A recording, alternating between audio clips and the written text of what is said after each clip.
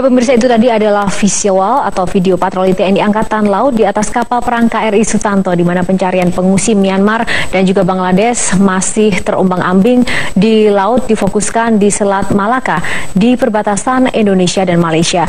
Dan menyikapi terkait dengan isu atau juga kasus maraknya atau pengungsi Rohingya hingga sampai dengan saat ini, pemirsa, Menteri Sosial telah menyiapkan sejumlah langkah untuk menampung pengungsi etnis Rohingya hingga mengembalikan ke negara asalnya. Dan total biaya yang disiapkan mencapai 4,3 triliun rupiah. Di mana pengungsi etnis Rohingya saat ini akan diberikan bantuan berupa kebutuhan pokok, terutama pakaian, di mana Kementerian Sosial menyebutkan dana penanggulangan pengungsi Rohingya berasal dari alokasi Dirjen Bencana Sosial. Dan sementara untuk sisa dana yang dibutuhkan akan berasal dari Organisasi Imigrasi Internasional atau IOM. Khofifah Indar Parawansa menambahkan juga dalam hal ini akan mengklasifikasikan pengungsi Rohingya terbagi menjadi dua, yakni pencari suaka dan pencari kerja. Menteri Sosial Khofifah juga menyatakan akan memasukkan anak-anak pengungsi etnis Rohingya ke pesantren-pesantren yang ada di Pulau Jawa. Langkah ini dilakukan bagi pengungsi anak-anak Rohingya yang yatim piatu atau tidak memiliki keluarga. Mereka saat ini jumlahnya mencapai 230 anak dan remaja.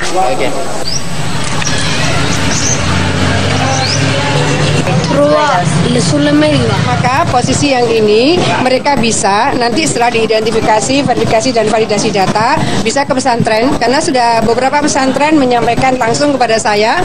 Ada yang Cicurug Sukabumi, ada Malang, ada Pasuruan, ada Bojonegoro.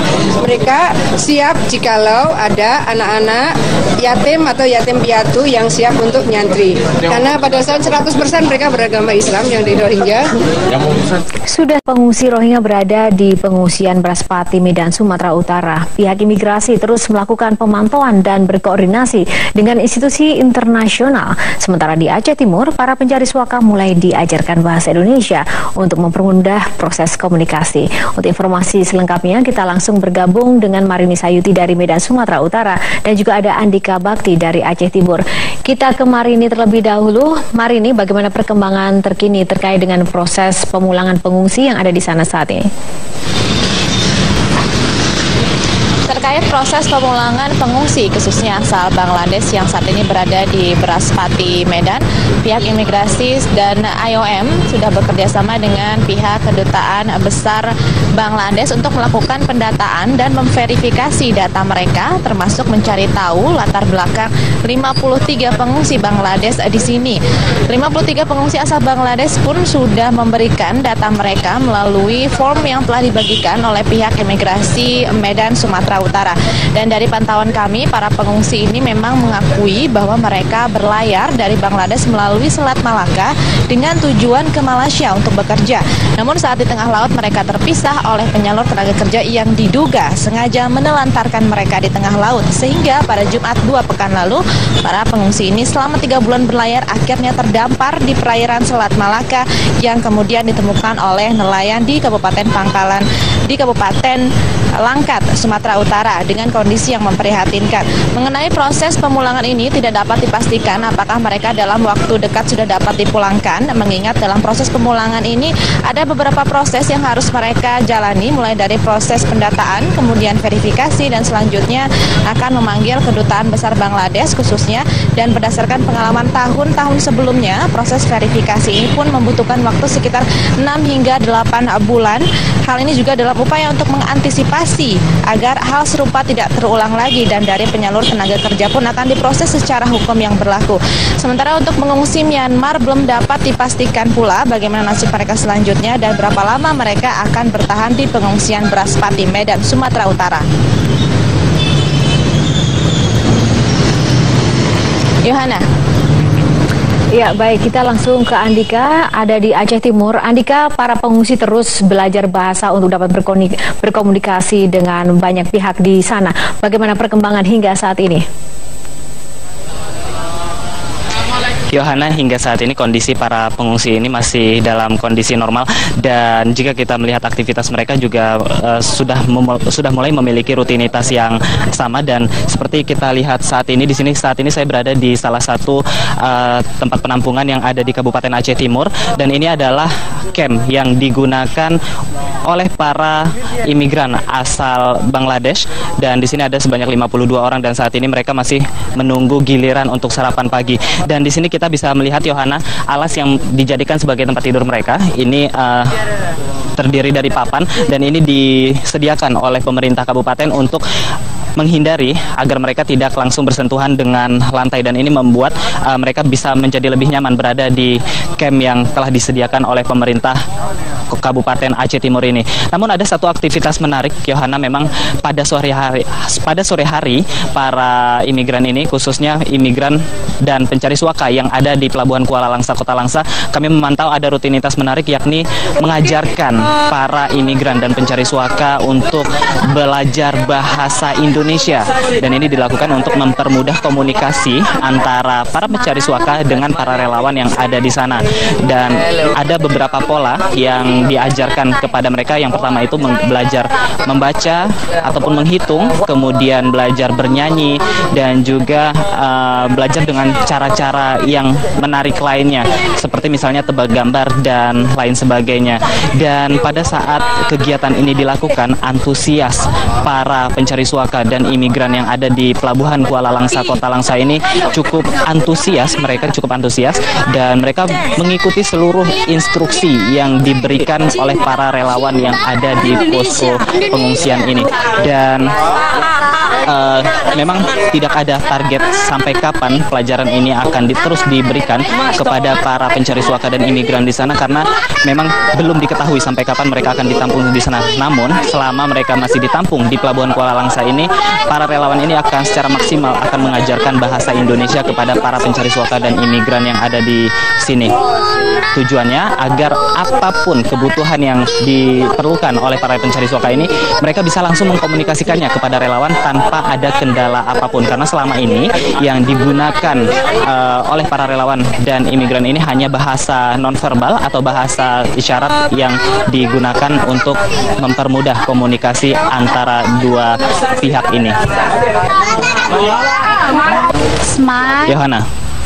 Adika Bakti dari Aceh Timur, dan sebelumnya ada Marini Sayuti melaporkan dari Medan, Sumatera Utara. Rohingya hingga kini masih menjadi sorotan, dan selain memberikan bantuan, sejumlah kalangan menilai pemerintah harus mendorong pemerintah Myanmar untuk mengubah kebijakan terkait keberadaan kaum Rohingya di wilayahnya. Seperti sebuah drama tragis, kisah suku Rohingya sangat pelik dan penuh liku-liku. Ribuan pencari suaka Rohingya terombang-ambing di lautan berbulan-bulan lamanya. Mayoritas mereka dari Myanmar dan Bangladesh yang akan menuju Malaysia dan Australia, hingga akhirnya sebagian dari mereka terdampar di perairan Indonesia. Demi alasan hak asasi manusia dan kemanusiaan, Indonesia pun berkomitmen untuk membantu menangani nasib para pengungsi yang terdampar di teritorial tanah air. Meskipun kita juga pasti akan keluar anggaran, tapi demi kemanusiaan saya kira nanti akan kita tampung. Sementara itu, pemerintah Myanmar sendiri hingga saat ini masih belum memastikan langkah kebijakan terkait eksodus kaum Rohingya. Myanmar menjamin kehidupan setiap orang yang tinggal di Myanmar, namun tidak dapat memastikan jaminan kewarganegaraan. Those who stay in Myanmar, we will take care of them. Those who stay in Myanmar, even you stay in Myanmar, pay visit or something like that, as a human being, we will take care of them. But for the, nationalities, it is very difficult. We have to discuss with all the people in the parliament and all the existing law. Pengamat hukum internasional Hikmahanto Juwana mengatakan, keberadaan pencari suaka Rohingya harus dilihat secara bijaksana. Indonesia harus terus mendorong Myanmar dan dunia internasional turun tangan menyelesaikan konflik Rohingya. Jika tidak, masalah Rohingya akan menjadi beban baru Indonesia dan dapat memicu kesenjangan bagi masyarakat Indonesia sendiri. Bahwa akibat kebijakan diskriminatif terhadap masyarakat Rohingya di Myanmar, maka yang terdampak itu adalah Indonesia. Dan sebagai sesama negara ASEAN memiliki solidaritas, kita menghimbau kepada Myanmar untuk mengubah kebijakannya sehingga Indonesia tidak terdampak oleh para pengungsi Rohingya. Nah, kalau mereka ingin menjadi penduduk Indonesia, lalu kemudian mereka mendapat penghidupan yang baik, itu mereka akan mengundang saudara-saudaranya yang ada di Rohingya. Nah, itu akan menjadi beban bagi pemerintah sendiri. Sementara pemerintah belum bisa mengentaskan kemiskinan bagi rakyat kita sendiri, ini sekarang ada masyarakat yang dari luar negeri ingin mempunyai kehidupan yang lebih baik di sini. Belum lagi lapangan pekerjaan yang seharusnya untuk orang-orang Indonesia akhirnya akan diambil oleh orang-orang Rohingya, misalnya kalau mereka ada di sini. Hingga saat ini, bantuan demi bantuan terus berdatangan dari masyarakat Indonesia agar kaum Rohingya tetap dapat bertahan hidup dengan layak. Tim Liputan, Metro TV.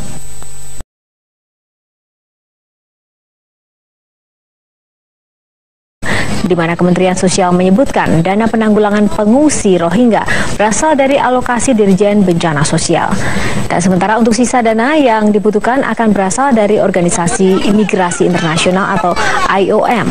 Khofifah Indar Parawansa menambahkan juga dalam hal ini akan mengklasifikasikan pengungsi Rohingya terbagi menjadi dua, yakni pencari suaka dan pencari kerja.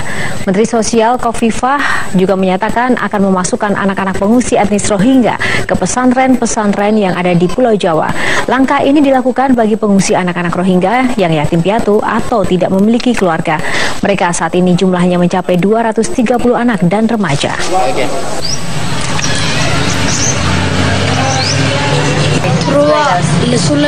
Maka posisi yang ini atau juga kasus maraknya atau pengungsi Rohingya hingga sampai dengan saat ini, pemirsa, Menteri Sosial telah menyiapkan sejumlah langkah untuk menampung pengungsi etnis Rohingya hingga mengembalikan ke negara asalnya. Dan total biaya yang disiapkan mencapai 4,3 triliun rupiah. Di mana pengungsi etnis Rohingya saat ini akan diberikan bantuan berupa kebutuhan pokok terutama pakaian,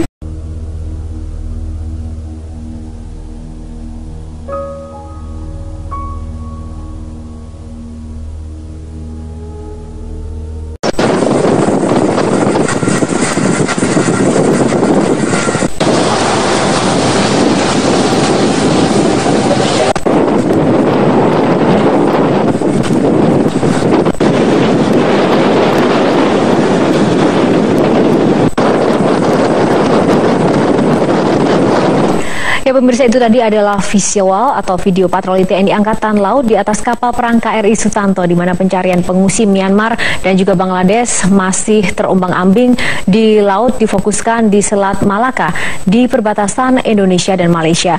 Dan menyikapi terkait dengan isu